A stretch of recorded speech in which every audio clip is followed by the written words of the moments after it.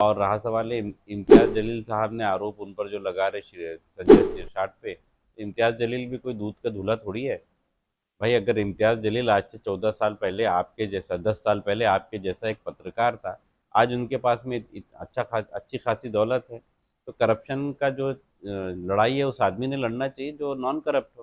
देश के अंदर मीडिया दो जगह बटा हुआ है, एक है भारतीय जनता पार्टी में और दूसरा है हैदराबाद में बैरिस्टर साहब की तरफ। बैरिस्टर साहब, हमारे भारत का एक जो दल गया था हमारे यहाँ पर विदेश में, और अच्छी बात है दल और कई लोगों के ग्रुप बनाए गए, लेकिन जो कवरेज है वो बैरिस्टर साहब को दी जा रही थी। तो हम जानते हैं कि आईटी सेल जो है भारतीय जनता पार्टी का, वो पूरी तरह कंट्रोल करता है एमआईएम के आईटी सेल को। मुझे ऐसा लगता है कहीं ना कहीं वो बीजेपी के प्रवक्ता के रूप में उन्होंने कुछ कुछ जगह काम किया, ऐसा मुझे लगता है।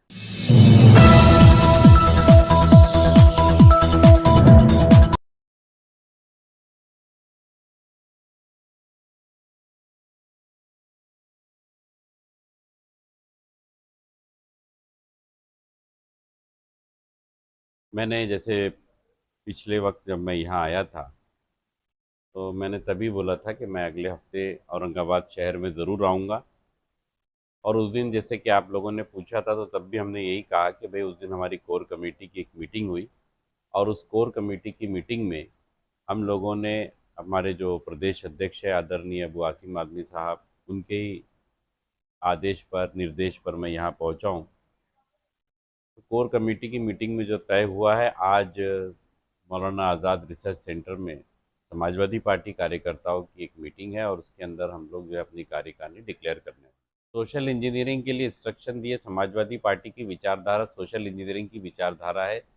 हमारे सभी अध्यक्ष और प्रदेश के और ज़िले के सभी लोगों को, तालुका के लोगों को ये निर्देश दिया जा रहा है कि सोशल इंजीनियरिंग के फार्मूले पे हमको काम करना है, क्योंकि ये सही समाजवादी है, विचारधारा का एक बहुत बड़ा प्रतीक है सोशल इंजीनियरिंग। और ये समाजवादी ने इसकी शुरुआत की बहुत जल्दी, क्योंकि अभी आप देख रहे हैं दौरे हमारे अभी कंटिन्यू चालू रहेंगे। कल ही जो है हम लोग ईचल करंजी में थे, ईचल करंजी के बाद पूना गए, पूना से आज यहाँ पर आए। समाजवादी पार्टी का जो संगठन है पूरे तौर पर स्ट्रांग करना है हम लोगों को पूरे मराठवाड़ा के अंदर। और बहुत जल्दी मराठवाड़ा की भी एक कमेटी जो है वो गठित की जा रही है, उसकी उसकी भी चर्चा चालू है, और बहुत जल्दी मराठवाड़ा का पूरा संगठन आपके सामने होगा। और आपको खुद ही जो है उससे, उसके माध्यम से आपको सोशल इंजीनियरिंग का एक नज़ारा आपको सामने मिलेगा। मैंने आपको उस दिन भी बोला, आज भी बोल रहा हूँ, अभी हम लोग काम कर रहे हैं संगठन को मजबूत बनाने का। और रहा सवाल है चुनाव का, तो जिस तरीके से हमारे जो कोर कमेटी के लोग हैं और जो जिम्मेदार है पार्टी की यहाँ के, वो सब मिल के जो तय करेंगे उस पर अमल करेंगे हम लोग। ये नूरा कश्ती है, ये नूरा कुश्ती जो होती है ना। और रहा सवाल है इम्तियाज़ जलील साहब ने आरोप उन पर जो लगा रहे संजय सिरसाट पे, इम्तियाज़ जलील भी कोई दूध का धूला थोड़ी है। भाई अगर इम्तियाज़ जलील आज से 14 साल पहले आपके जैसा, 10 साल पहले आपके जैसा एक पत्रकार था, आज उनके पास में अच्छी खासी दौलत है, तो करप्शन का जो लड़ाई है उस आदमी ने लड़ना चाहिए जो नॉन करप्ट हो। और रहा सवाल है इम्तियाज़ जलील का, तो हमसे ज़्यादा शहर के लोग जानते हैं इम्तियाज़ जलील 10 साल पहले क्या था और आज क्या है।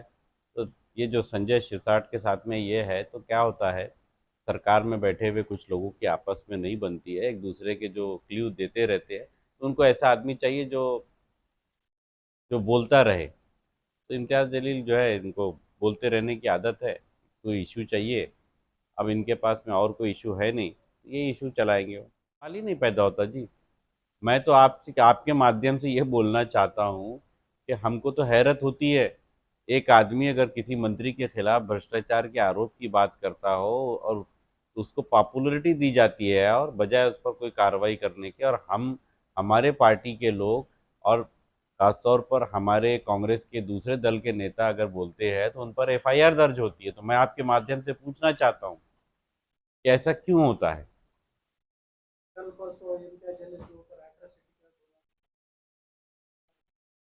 इस बारे में मुझे कोई आइडिया नहीं, आपके मुंह से मुझे मालूम पड़ रहा है कि अट्रॉसिटी का गुना कोई दाखिल हुआ है। तो उनको ऐसा नहीं करना चाहिए। जब अगर सुप्रीम कोर्ट का आदेश है उसका पालन होना चाहिए, पालन करना चाहिए। उन्होंने अगर ऐसे शब्द का इस्तेमाल किए तो वो नहीं करना चाहिए। असल में मैंने आपको बोला हूँ ना कि ये पूरा प्रायोजित का प्रोग्राम चल रहा है। इम्तियाज़ जलील को निकाल कर कोई माहिती देता है, इम्तियाज़ जलील उस पर अमल करता है। और क्या होता है आपको मालूम है कि हर पक्ष के अंदर अलग अलग ग्रुप होते हैं, राजनीति में होते हैं, सरकार में भी ऐसे अलग अलग लोग होते हैं जो एक दूसरे के। और रहा सवाल है भ्रष्टाचार का, जो वहाँ जहाँ तक मामला है, तो भ्रष्टाचार में लिप्त तो सरकार में बहुत सारे लोग हैं, बहुत सारे मंत्री हैं, बहुत सारे आमदार हैं, बहुत सारे नेता हैं, बहुत सारे खासदार हैं। आप उनकी जांच करो ना, 10 साल पहले उनकी प्रॉपर्टी कितनी थी, 10 साल बाद आज उनकी प्रॉपर्टी क्या है। आप 14 से लेकर 24 तक महाराष्ट्र के आमदार और खासदार जितने हैं, वो 10 साल पहले उनकी प्रॉपर्टियां कितनी रही, आज कितनी रही, कितने गुना बढ़ी। अगर कोई कारोबार करता है तो मैं समझ सकता हूँ, राजनीति करने वाले लोगों को, लोगों की जो इनकम है वो 500 गुना बढ़ रही, 1000 गुना बढ़ रही है, तो उस पर वो होना चाहिए। मैं आपको बोल रहा हूँ ना कि ये प्रायोजित कार्यक्रम है, जहाँ बाकायदा तौर पर इम्तियाज़ जलील को पुरावा देने की कोशिश की जा रही है, ताकि इम्तियाज़ जलील और उनकी ज़बान बोलेंगे जिनके साथ इनके अच्छे रिलेशन है।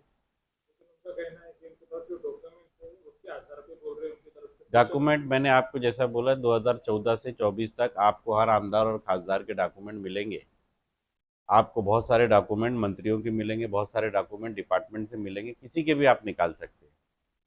तो डॉक्यूमेंट तो बहुत सारे लोगों के पास है, कार्रवाई किन लोगों के लिए होती है, आप ये समझे आप।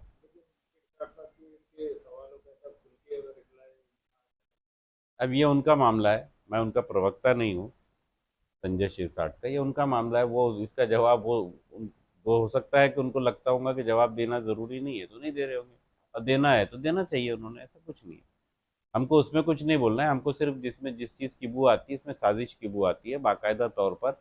इसमें एक आदमी को, एक पार्टी के आदमी को कुछ पुरावे देकर उछाला जा रहा है। बहुत बड़े बड़े फैसले लेंगे हम लोग, आपके माध्यम से इस शहर में बहुत कुछ बदलाव लाने की कोशिश करेंगे। जैसे कि मैंने आपको बोला कि समाजवादियों की जो विचारधारा है, समाजवादी की जो लड़ाई है, वो जारी रहेगी। औरंगाबाद के शहर के लोगों को इतना ही बोलूँगा कि कोई भी फैसला जज्बात में ना करे, इमोशन में ना करे, और और जो सच्चाई के साथ फैक्ट को कबूल करके करे। क्योंकि इस वक्त मैं पहले भी बोलता हूँ और आज भी बोल रहा हूँ, देश के अंदर मीडिया दो जगह बटा हुआ है। एक है भारतीय जनता पार्टी में और दूसरा है हैदराबाद में, बैरिस्टर साहब की तरफ। तो ये मीडिया जो है दो लोगों को बहुत कवरेज देता है। और मेरा ये कहना है कि जिस वक्त अभी पिछले दिनों हम लोगों ने देखा कि बैरिस्टर साहब, हमारे भारत का एक जो दल गया था हमारे यहाँ पर विदेश में, और अच्छी बात है, दल और कई लोगों के ग्रुप बनाए गए, लेकिन जो कवरेज है वो बैरिस्टर साहब को दी जा रही थी। तो हम जानते हैं कि आईटी सेल जो है भारतीय जनता पार्टी का, वो पूरी तरह कंट्रोल करता है एमआईएम के आईटी सेल को। और हम लोगों ने देखा है, जितना मैंने उनके बयानात वहाँ पे भी देखा हूँ, तो उन्होंने क्या है कि जिस तरीके से हमारे सेना की तारीफ करना चाहिए था, उतना वो नहीं कर पाए। और वो, मुझे ऐसा लगता है कहीं ना कहीं वो बीजेपी के प्रवक्ता के रूप में उन्होंने कुछ कुछ जगह काम किया, ऐसा मुझे लगता है।